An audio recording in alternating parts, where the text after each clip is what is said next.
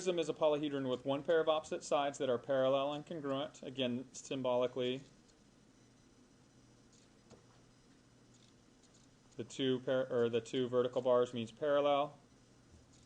This symbol is the symbol for congruent to, and it means equal in all respects.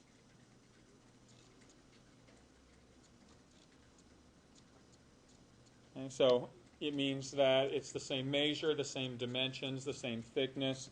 All parts of it that correspond to one another are congruent in all ways. Same perimeter, same area, same everything. Okay, so a polyhedra has one pair of opposite sides that are parallel and congruent, that are connected by parallelograms.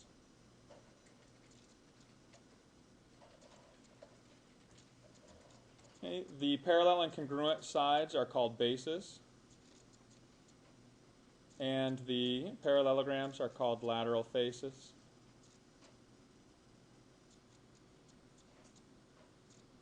Okay, and most of the time, these parallelograms will be rectangles if you're dealing with right solids.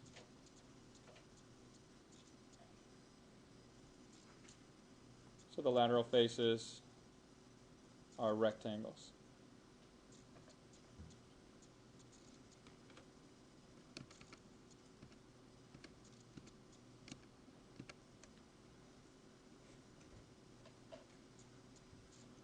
Okay, so let's take the first polygon that we can make into a base. Okay, so that would be a triangle. If we took a triangle and we copied this triangle so that we have a pair of parallel and congruent faces, and then we connected these using parallelograms. So if we just connected all the corresponding vertices, we would have a prism. Okay, prisms are named by the shape of their base.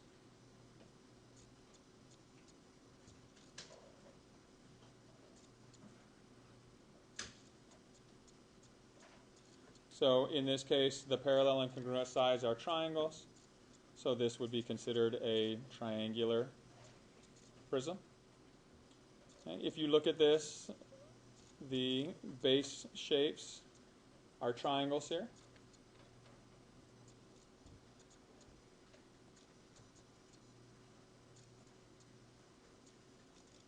So those are your bases. All the lateral faces are these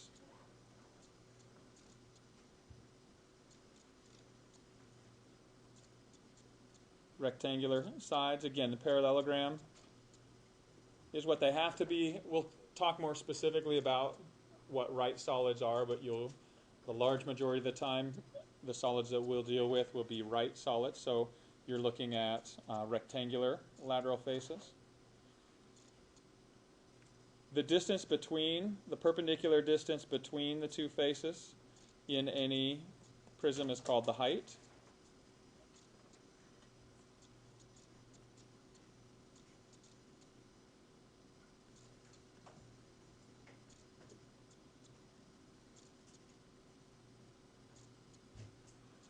And for right now, this is really about all you need to know on these. We're just introducing them. The material from this section will be covered in more detail in Chapter 8, the last chapter that we do of the geometry portion. Okay, so let's take a look at, let's say we have a rectangular base. Okay, so if we start with a rectangle, it's skewed slightly for perspective-wise, so we can sketch it in 3 dimensions. But if we copy this and paste it, and then connect all the corresponding vertices, so here, here, here, and here, okay, we have these 2 parallel and congruent bases. Because they're rectangles, we can name this a rectangular prism. And once again, the distance between the parallel and congruent basis is the height of the solid. And the height of a solid is designated with a capital H rather than a lowercase, at least in this class. We'll distinguish that. Now, in a rectangular prism, are there any other sets of parallel and congruent faces? Would this face on the right side be parallel and congruent to the face on the left? Yeah. How about this front and the back? Yeah. So when you're dealing with a rectangular prism, you have 3 different pairs of bases. But for most other, or all the other types of prisms, you will only have 1 pair of opposite side or opposite faces that are parallel and congruent. Okay.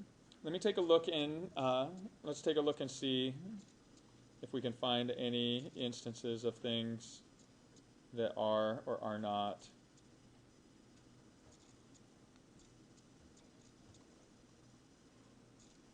Okay, so if we took this figure, it would be like taking a tetrahedron, one of those, again, like a triangle here, and if we just cut right off of the top and remove that, okay, and we're left with this shape, would this be an example of a prism? Do we have a pair of opposite sides that are parallel and congruent? Are these 2 red bases parallel to each other? But are they congruent? No. So this would not be considered a prism. Okay, what if we took the following?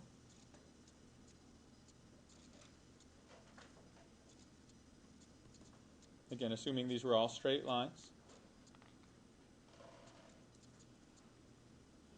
Okay. Are these bases parallel and congruent to each other? What if I told you the base doesn't necessarily have to be top and bottom? Remember, a base just means that there's a pair of opposite sides that are parallel and congruent to each other. Okay. What if we looked at this trapezoid as one base? What about this trapezoid behind it? Is that parallel and congruent? Yeah, so you have a prism. The base is a trapezoid, so it's referred to as a trapezoidal prism, okay, which means, is your height going to be the mark in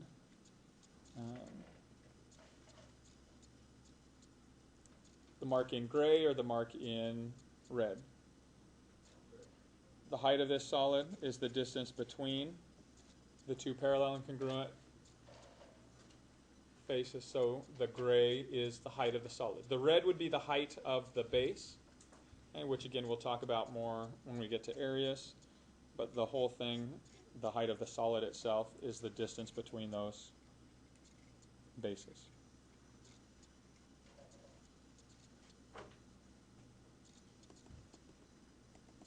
Okay, so would this be considered a prism?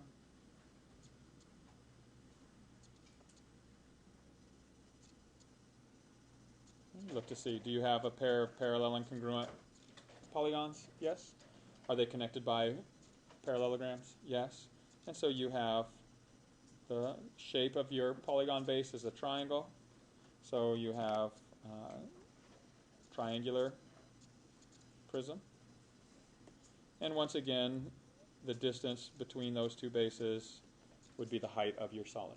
Okay, so the biggest mistake here in this identification is forgetting that the bases don't have to be top and bottom. And the bases can be front and back, they can be side and side, and they just have to be opposite each other.